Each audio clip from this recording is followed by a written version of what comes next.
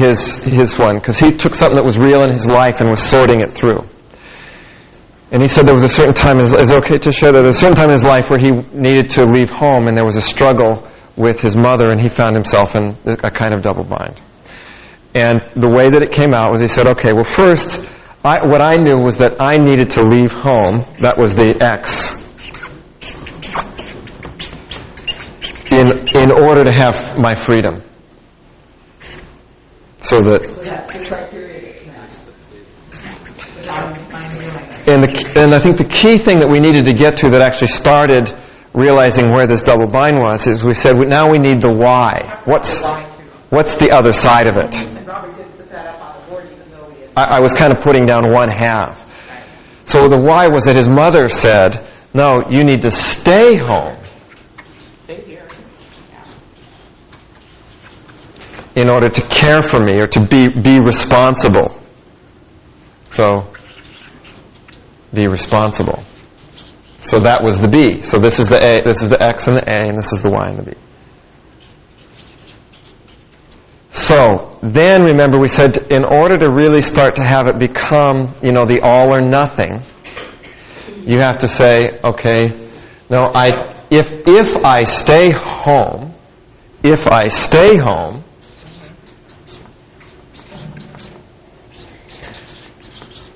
I won't be free. So it's not just that I need to leave to be free. If it's I stay home, I won't be free, I'll be trapped. Won't be free, and the word was, will be trapped. And of course you go to the other side. And she said, if you leave home, then I won't be free. No, she says, then I won't be cared for. I will be, I won't survive. Mm-hmm.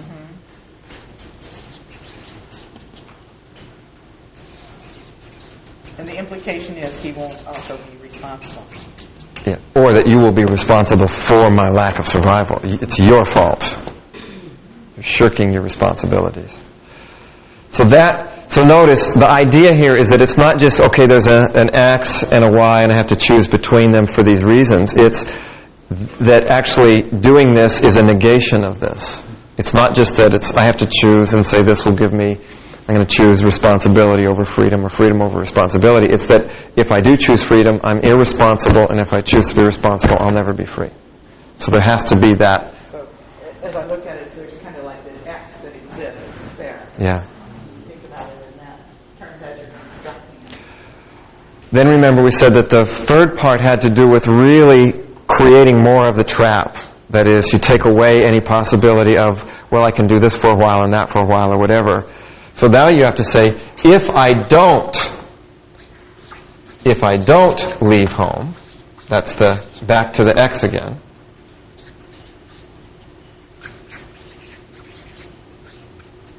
Then, I will never be free.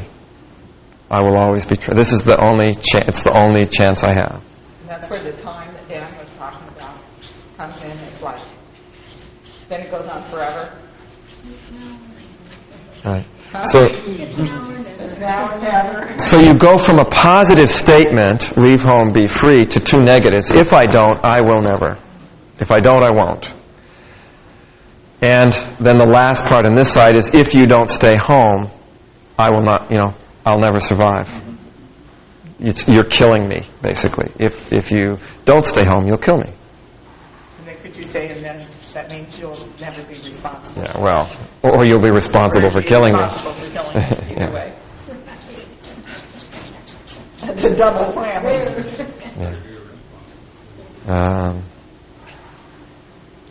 Yeah. It's something like you will kill me. Probably, yeah. Yeah, it's your identity. Mm-hmm. Yeah, you're a bad son. You're something like that. Proof, once and for all, that you're irresponsible. So notice those were the three pieces that we were saying in terms of turning something that first starts off as a kind of a decision. This is a decision. This is a conflict. This is a double bind. So here I do have to make a decision. I'm kind of choosing between one or the other. What makes it not a choice is that you go, well, I'll leave home and come back home. I won't do either. I'll be gone part of the time and home part of the time, so I'll be able to do both. So first it gets put in, you have to decide one or the other. Then and then deciding this negates that, and deciding this negates that. And the final one is, if you don't do this, you'll never. If you don't do this, you'll never. So that's just a simple way of thinking about it. And it actually was a really interesting thing. Bob found that actually by sorting it out that way was actually a very valuable process just in getting some relief from it to begin with. And you could tell by his physiology. Yeah. It's like, he got it in there. Right. Yeah. So, That's what it was. And remember we said that's one of the things that often stops us from metacommunicating is you don't even know. You don't have the form or formula to be able to go, oh, this is what it is. I got to sort it out. What are some of the ways that we can deal with double binds? Well, we can basically do things that counteract or mitigate each one of the factors that makes the double bind. So if it's an intense relationship, we can reduce the intensity of the relationship. If there are contradictory messages, we can sort the contradictory messages out. If we can't make metacommunicative statements, we learn how to make them or practice making them. We filter out negative identity messages. If that's the part, we said that's the triple whammy is the identity message. Send it back down to behavior. Yeah. Find a way to leave the field. Actually, Rob and I were going to take out the front door this morning. I said, let's just leave, Robert. That's an easy way to respond. When we were dealing with our double binds of the day. I know. We've lost the entire house. But see, we wouldn't have metacommunicated. We wouldn't have reduced the intensity of the relationship. We might have made it more intense. But that, by the way, is the point. Any one of them will mitigate one part, but will not deal with the whole business. And that's why we're saying we're kind of doing it in mass. You've got to be able to do deal with each aspect of it. So remember, double binds are not mechanical. They're systemic. You've got a half a dozen factors that are all creating it. Dealing with one factor doesn't solve it. And that's why you can't get into the trap of going, well, I metacommunicated and I still feel like a shit. So Excuse my French. You should do all of those things. I medicated and I still feel bad. It still was too intense. Or I got out of, and I don't know how many people who have been in these relationships that go, I severed all contact with my parents. I don't talk to them, but I still feel bad. I'm still in the double bind. So any one of them changes it to a certain degree, but it's all of them that make the... So as we were thinking about it, we were deciding that it wasn't fair to put you in a double bind without talking about some of the ways that you can get out of it. And so we put together a mega... We got two phases. We're going to do one that we're going to give you a chance to practice during the experience. So if it was Ulrich, we would be giving him a few tools, which he took advantage of. And the first is, it's an interesting thing. We said one of the ways that you can get out of an intense relationship is, one way is to certainly disassociate from the relationship. Mm-hmm. And we're talking with my wife about that. She had a very difficult childhood in her first 6 years of her life.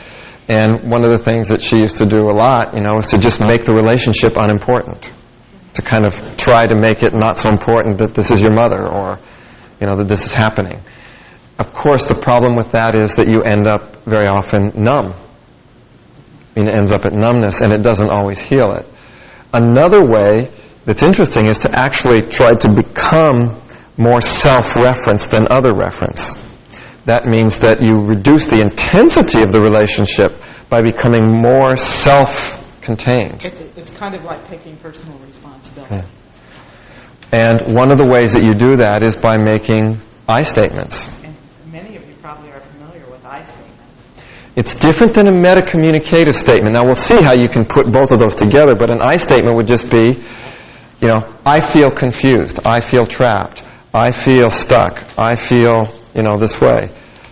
And notice they are actual emotional statements. They're not saying, I feel that you shouldn't be doing this to me. that's no longer an associated I statement. That becomes a judgment. So it's an I feel emotion. That's one. Another piece then would be to start to sort out the contradictory messages. So another thing that Susie and I were saying, well, we go, I feel this when you do that, or when I hear these two different messages. So it can be when I hear this or when this happens. And again, the key is to not judge it, to not make a judgmental statement, but sensory-based statements. And that's what the guy in the Full Metal Jacket did so well. Now he also added this other part of making it a meta, the disassociated language. Here we're actually asking you to first just start by saying, personal statement, this is what I feel. And the last part is, I think this will also help you, is because. So I feel blank when this happens or when I hear this, because. And it's the effect.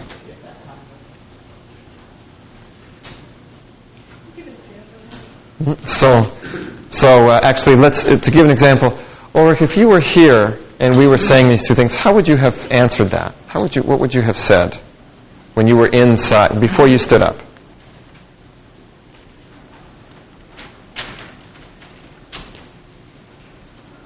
I feel very uncomfortable Mm-hmm. when you give me the impression to be drawn by each of you, Mm-hmm. because I want to stay in equal contact with both of you. Mm-hmm. So that doesn't. So I don't know if everyone heard, but what Ulrich said was, "I feel uncomfortable when you both are trying to pulling me in two different directions because I want to stay in equal contact with both of you." Now notice that doesn't solve the double bind yet, but I'll tell you an interesting thing. And remember the thing that Mary and Amy were saying about how it's interesting that an argument becomes a double bind when you have this third person.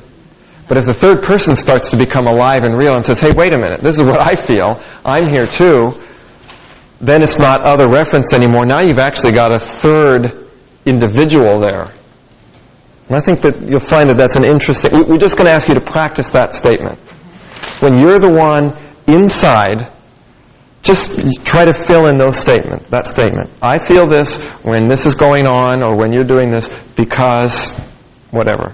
Notice how that changes what happens. That's going to be our first skill practice. There is one other thing that you want to ask. This is a very interesting question. We're going to have you ask it at the end after you make the statement.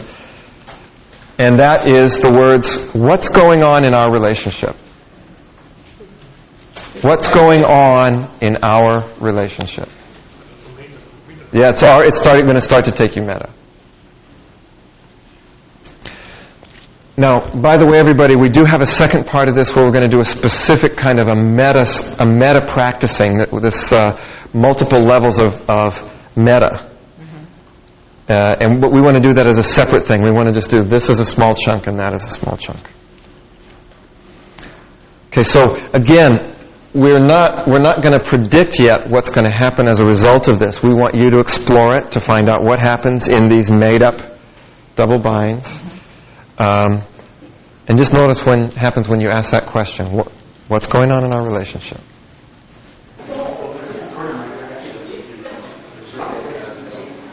Well, that, I think, actually, one of the other things that we want to do, and it's one of our other pieces to this that I think is another step, because our expectation was not that you would necessarily have resolved that this was a skill. But we decided instead of just having you practice getting in them, we better give you something. Some more things to get out. Oh, thank goodness. And one of them is part of what Susie and Tim have been exploring with respect to double binds is in the same way that Dan was describing that you've got one and then so you got the turtles all the way down thing, is very often you'll find that when you first disassociate and look at it, you don't see the solution because you are still inside of the problem space. And so what you've got to do is to step back again and again. And this is doing what we were calling the multiple levels of disassociation. And it doesn't mean not multiple levels of numbness, but multiple levels of getting bigger perspective. And I know in a couple of cases it was really important to help to sort out some of these things that we were able to kind of get even meta to our meta, because our meta was still stuck inside of it. Like Dan was saying, there's a meta, yes or no excuse. So you go meta, and sometimes that's still there. And one of the key principles of problem solving is that to solve the problem, you have to first get out of the problem space. A solution from within the problem space is still no solution. You've got to get out of the problem space. So what we thought we would do is to take a few minutes and actually just have you all walk through this process together. And to do that, you can, if you were still, what I say, if you want to take one of the practice ones that you're already using, if you still want to work with it, you can take that. If you may have already resolved that one, or you may have not gotten one that really has touched you or feels so relevant to you, so you can pick something that you want to explore with this exercise. So what I'm saying is, you may choose to continue with something that you were already working on, or you can switch topics here. It's going to be groups of one. But what we're going to need to do is to create space. So what we'd ask you to do is to put your stuff, if you would, on your chair, and then maybe move the chairs to the side. So the first step is to think of a double bind that you sense for yourself, where you get stuck in that trapped feeling. And it could either be one that relates to significant others, like parents or a parent or something like that, or it could be one that you put yourself in. And notice as you think about that, how the feelings that come up from that. What it's like for you when you're involved in it. Especially go to that place of feeling trapped or boxed in.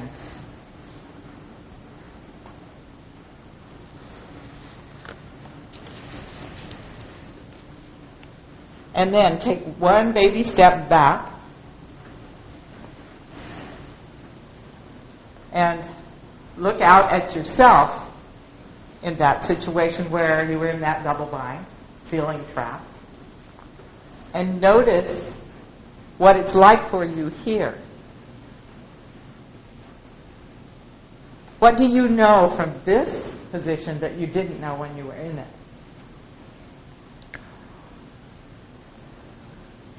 And as you look at that you, pay attention to what is the behavior that is in question. What is the behavior? What is the actual action? What is it that you need to do or not do, or what is it that you are doing in that situation that's being difficult? And I'd like to have you ask yourself the question, what do I want? Not what do I don't want, or what should I avoid, or how can I not do it, but just the question is, as you look there, what do I want, really? In a going towards way. Do I want love? Do I want integrity? Do I want wholeness? Just notice that.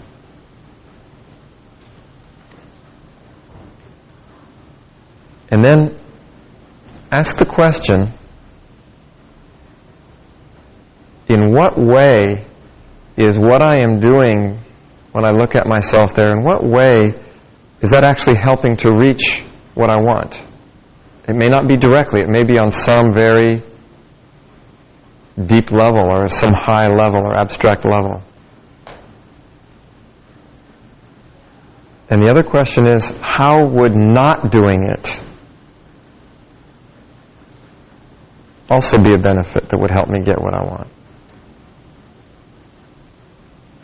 So I'm asking a kind of a funny question. The first question is, what do I want as I look at myself?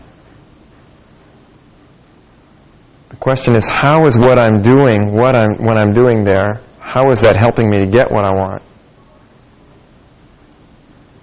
Again, the other sort of funny question I'm going to ask you to consider, and you may not have an answer yet, is how would not doing it help me to get what I want, maybe at some other level? And also be considering how you're more resourceful here than when you were in it. Considering it from this perspective. You might also want to just ask the question, and again, you may not have the answer yet, what is the positive intention of this double bind? Whether it's achieving the intention or not is another story, but what is the positive intention of it?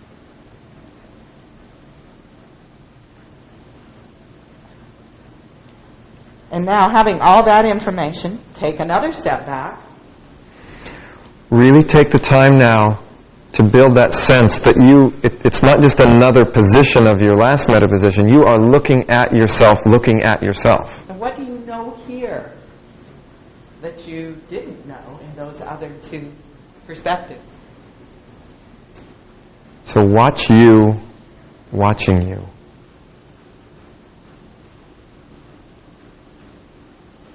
How are you more resourceful here? And ask those questions again. What do I want, really, from here? Is it the same answer? Maybe slightly different? Maybe it's the same with a little bit different twist or color? What do I want? How is what I'm doing actually getting me to what I want in some level or in some way? How is not doing it going to get more of what I want in some level or some way? And what is the positive intention of the double bind? And how are you more resourceful here than you were in either of those other two?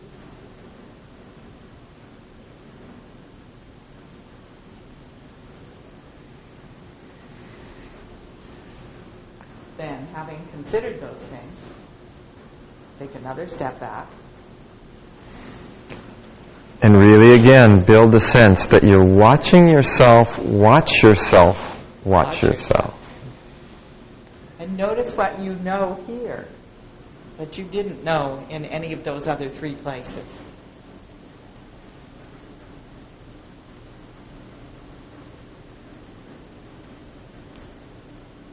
Notice that you might feel another sense of resourcefulness here, a different sense, or a stronger sense, or just a different sense of some kind. And what is your relationship to those other yous? From this level, also consider those questions. What do I really want? What do I really want? How is what I'm doing there in some way serving to get what I want on some level? How would not doing it serve to get what I want on some level? What is the positive intention of the double bind?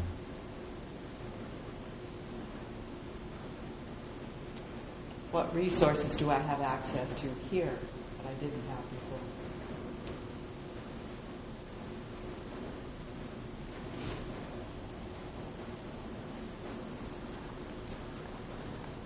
And then take one more step back.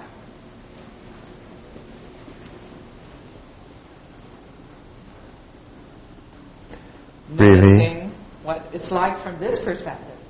You're watching yourself, watch yourself, watch yourself, watching yourself.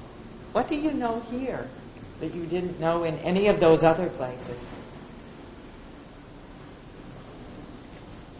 What resources are available to you here, now?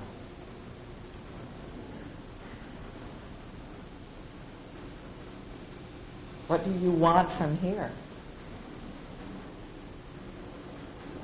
How is what you're doing way down there, possibly in some way,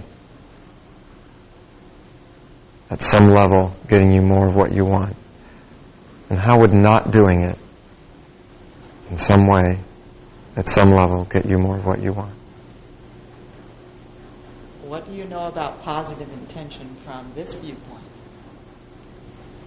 and perspective? What resources do you have here? What resource can you find here that you would like to bring to the you in the double bind situation? What is it that you would want to send to him or her from here? And how can you send it? Would it be through words, an energy, a light? Sound. If you were Judy McReynolds, How would you time travel?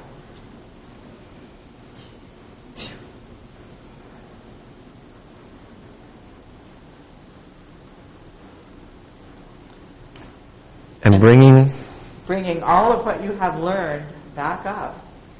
Step back and associate into each one of those that you've dissociated from. Bringing all the resources, information, knowledge, skills, abilities, back into that situation that you were originally thinking about.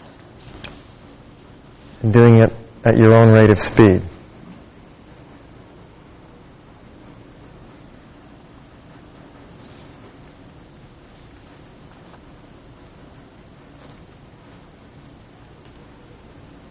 Noticing what it's like for you with those additional resources, what you've learned, different ways of perceiving it.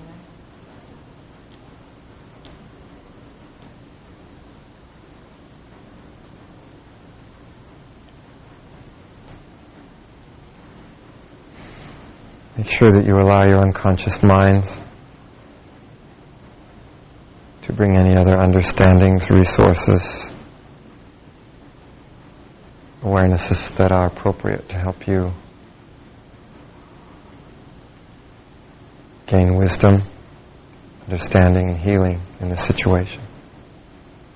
And in the future, whenever a thought comes up about this, how will you look at it?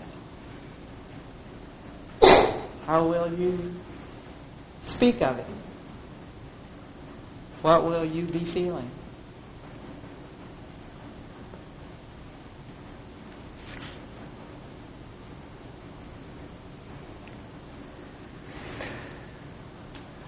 When you're done, when you feel ready, I think it might be interesting just to take about 2 minutes, find somebody who's standing nearby you, just one other, or it could be two, group, just either a pair or a group of three, and just share a little bit what happened for you, what did you learn, or what came to you from doing this.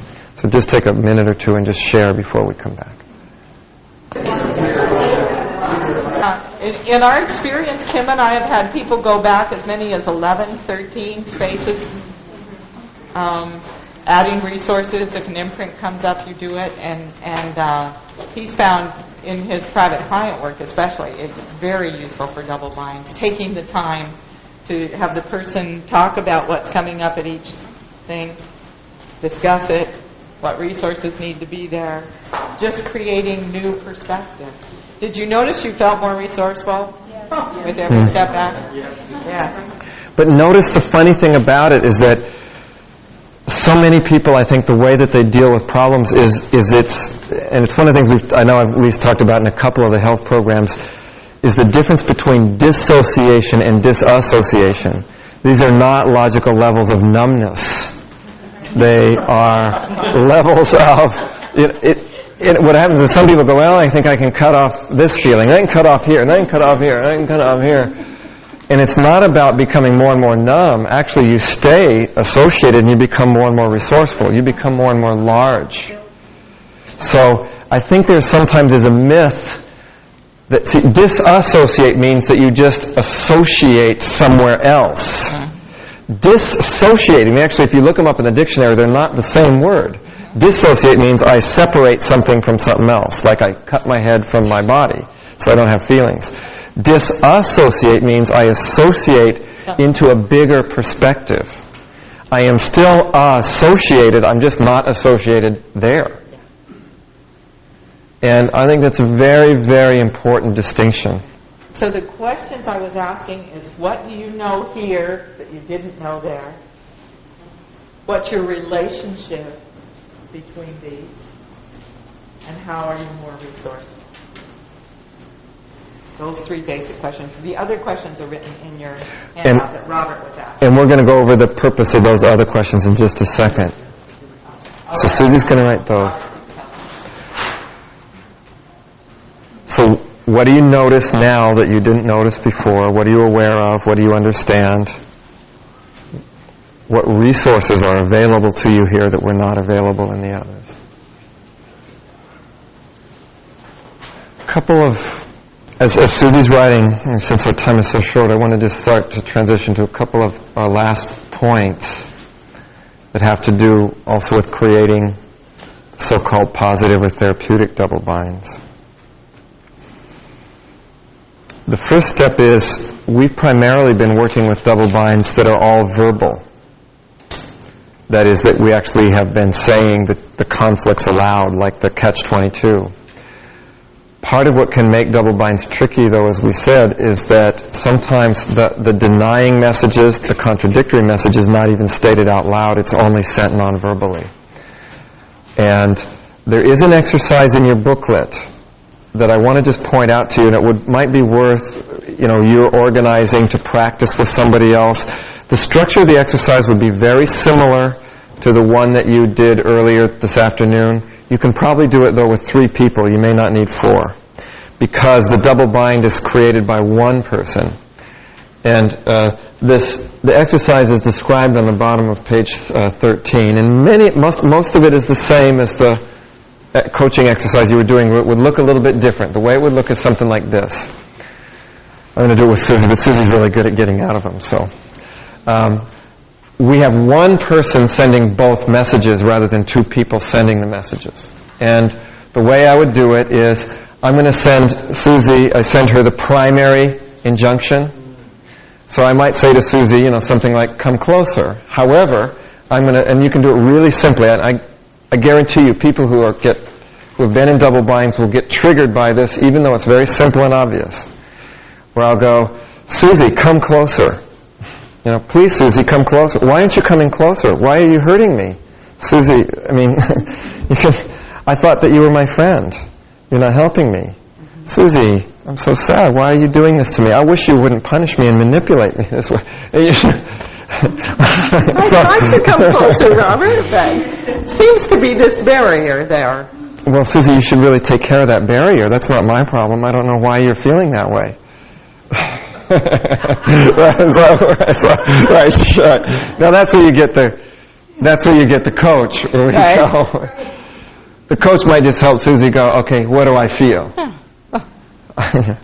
I feel pushed away, or I feel confused. I'm getting 2 messages. 2 messages.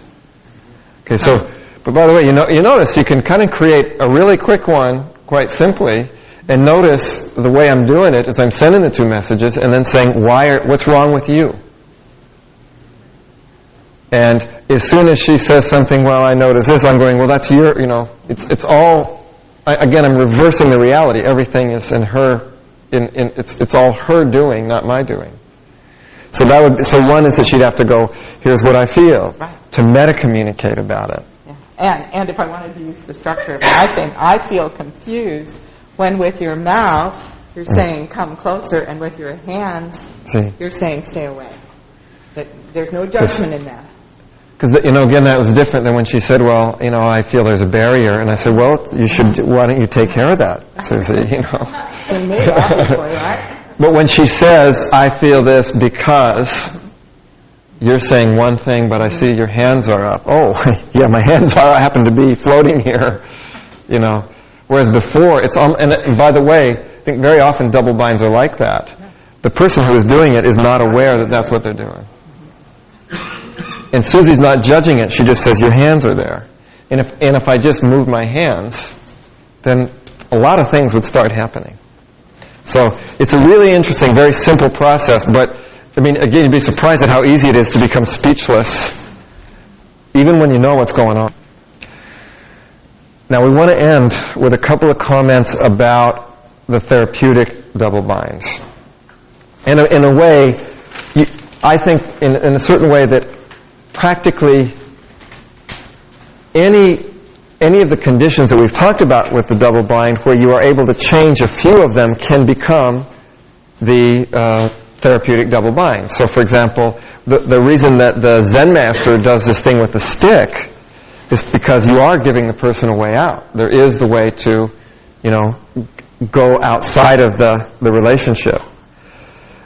And so in some ways, any double bind can become therapeutic as soon as the person has the modality out. Any one of those 5 or 6 ways of dealing with it. There are a couple other ways of thinking about therapeutic double binds. I want to give a few examples. They are also in the booklet. The first one, to me, is the kind of classical double bind that was done by sort of therapeutic double bind. That the example is given in the Structure of Magic. I think it's Structure of Magic 1 by Bandler and Grinder.